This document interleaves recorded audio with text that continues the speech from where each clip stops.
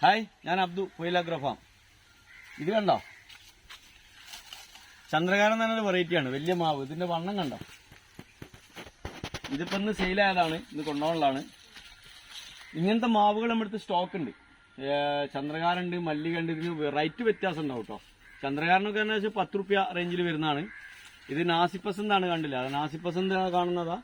അതൊരു 10,000 റുപ്യ റേഞ്ചിൽ വരുന്നുണ്ട്. ഇത് കുഴമ്പാണ്, ഇത് 12 റുപ്യ വരുന്നുണ്ട്. ഇതിന്റെ ഹൈറ്റ് കണ്ടോ, ഇതുണ്ടോ, മുകളിലേക്ക് നോക്കി ഇതാ, നിറയെ മാങ്ങ ഉണ്ടാകുന്ന മാവുകളാണിത്.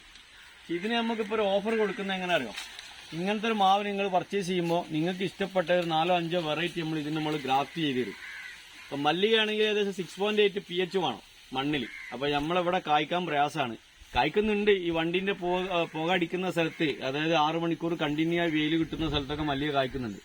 അപ്പോൾ ബൈ ചാൻസ് കായ്ച്ചിട്ടില്ലെങ്കിലും അതിന്റെ മുകളിൽ കാലാപ്പാടിയോ അല്ലെങ്കിൽ ആപ്പൂസോ നിങ്ങൾ പറയുന്ന ഏത് 3-4 വെറൈറ്റി നമ്മൾ അതിന്റെ മുകളിൽ ഗ്രാഫ്റ്റ് ചെയ്ത് തരും. അതൊരു ഓഫറാണ്. പക്ഷെ മല്ലിക ഒക്കെ ചെറിയ പൈസ ഉള്ളൂ. വലിയ ഈ വലുപ്പമുള്ള തൈക്കൊക്കെ മല്ലിക ഒരു 5,000 റുപ്യ ഉള്ളൂ. കൂടുതൽ റേറ്റ് ഇല്ല. ഏകദേശം ഒരു 10 അടി 12 അടി ഹൈറ്റുള്ള മാവിന് കേട്ടോ. ഇത് കുറച്ച് കോസ്റ്റ്ലിയാണ്. നാസിപ്പസന്ത് 10 രൂപ. അപ്പൊ ആവശ്യമുള്ളവര് ബന്ധപ്പെടുക. ഇപ്പൊ നല്ല സമയമാണ്. ഇത് ഈ ഓഫർ എന്ന് പറഞ്ഞാൽ ഒരു 2 മാസം, മാക്സിമം കൂടിയ 2 മാസം.